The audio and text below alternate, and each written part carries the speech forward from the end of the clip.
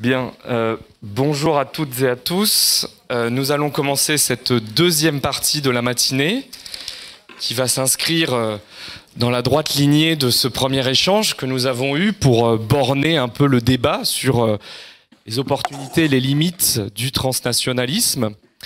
Je crois que cette table ronde maintenant va nous amener peut-être à caractériser, voire à nuancer ce qui a été énoncé avant, ce fameux retour de l'État.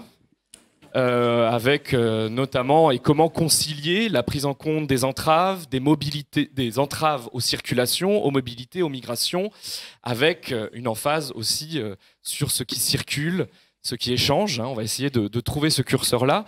Et pour ce faire, eh bien, nous avons estimé que nous pouvions proposer à 4 spécialistes dans leur domaine de ces questions de proposer leur vision justement de ce que nous avons appelé dans le programme l'État contrôleur dans la pandémie. Alors avant de commencer et de donner la parole à nos 4 intervenants et intervenantes, je vais me rappeler ce qu'avec notre équipe de constitution de cette journée d'études, donc Michel Agier, Camille Schmoll, Sarah Casella-Colombo et Stéphane Lecourant, nous entendions quelque part par quel État contrôleur, leçon d'une pandémie. Alors, ça a été dit tout à l'heure, on a mis l'accent sur les travaux qui ont mis l'emphase sur ce qui circule, sur le transnational. Et en effet, dans les années 2000, Michel Agier le rappelait dans son propos introductif, beaucoup de travaux ont au contraire mis l'accent sur le renforcement des frontières nationales et la définition de la migration en enjeu de contrôle et de sécurité, notamment dans un cadre de surenchère sécuritaire qui prenait qui se passait dans un contexte particulier aussi des années 2000, qui est celui de la guerre contre le terrorisme, où beaucoup d'amalgames ont été faits, et également à l'aune de la recomposition des champs et des pratiques policières, notamment en Europe.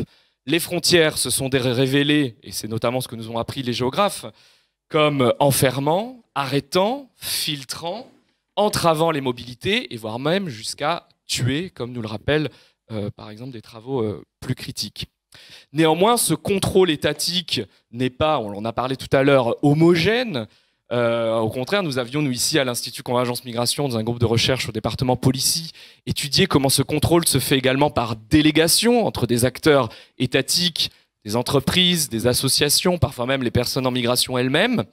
Bref, tout ça, tout un ensemble de travaux qui ont quand même amené à poser la question des formes, des fonctions des frontières. Est-ce que le contrôle s'exerce davantage de manière réticulaire, en réseau, de manière digitalisée, numérisée, sur des lieux frontières visibles? Et est-ce que ce contrôle ne s'exerce pas de manière différenciée selon les corps, selon le régime de visa et selon la nationalité? De même, et nous en parlions hier à la fin de la réunion du département Policy, cette surenchère sécuritaire, ou du moins ce nexus sécurité-migration, en va même jusqu'à quelque part questionner la vitalité de la notion de réfugié et l'application des conventions de Genève qui sont mises à mal par cette association. On en a parlé hier, à tel point, moi je l'ai étudié dans mes travaux sur les acteurs pro-mur, eh bien certains acteurs font montre politique d'un refus de ce qui circule, parfois quasi idéologique, au nom de la souveraineté et au nom de la sécurité.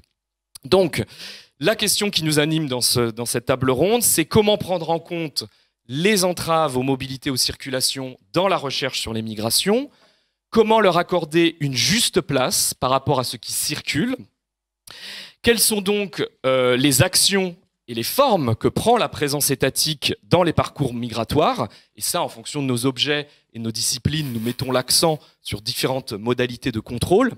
In fine, quels sont les contours aujourd'hui d'un État contrôleur? C'est comme ça que nous avons appelé rapidement cette table ronde. Donc il s'agit de comprendre le périmètre d'action de l'État, ses multiples acteurs et logiques, et son rôle comme source de pouvoir et de régulation des migrations. Alors, avec l'équipe organisatrice dont je parlais tout à l'heure, on a estimé qu'il était quand même indispensable de parler de la pandémie que nous traversons, et que cette pandémie nous permettait quelque part de réinterroger tous ces questionnements à nouveau frais, d'autant plus que cette pandémie a quand même abouti à un contrôle des mobilités et des migrations généralisées pour contraindre, dit-on, le virus. Et nous semblons aujourd'hui, en septembre 2021, engagés à vivre avec ce virus via la mise en place d'un contrôle diffus, parfois discret, parfois plus fort, plus visible, et d'un contrôle de plus en plus technologisé des mobilités humaines. forcément, ce contrôle pose des questions que nous allons peut-être aborder pendant cette table ronde. La première, quel degré de légalité de ces modalités de contrôle? Quel degré d'efficacité au regard des enjeux épidémiologiques et sanitaires? Quelle mise en pratique de ce contrôle par rapport à sa mise en scène politique et son affichage?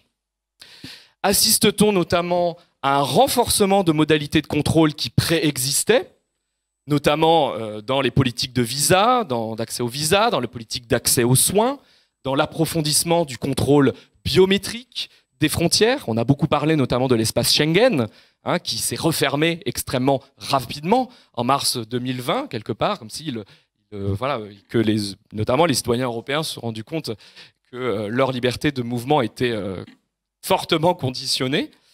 Bref, pour aborder toutes ces questions, ce que nous avons voulu vous proposer, c'est une sorte de variation, 4 variations autour du même thème qui vont essayer de cerner ces contours de l'État contrôleur. Et pour l'aborder, nous avons le plaisir, et je remercie encore au nom de l'organisation, nos 4 intervenants et intervenantes d'avoir accepté de participer, 2 politistes et 2 historiennes. Je vais vous présenter rapidement, avant ensuite de parler du premier intervenant.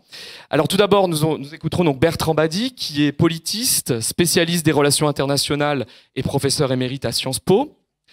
Puis nous écouterons Anne Rasmussen, qui est historienne, directrice d'études à l'EHESS.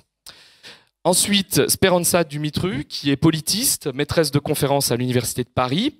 Et enfin, Caroline Isambert, qui est historienne, docteure de l'EHESS. Alors, je me tourne tout d'abord par Bertrand Bady. C'est vous qui allez inaugurer cette table ronde.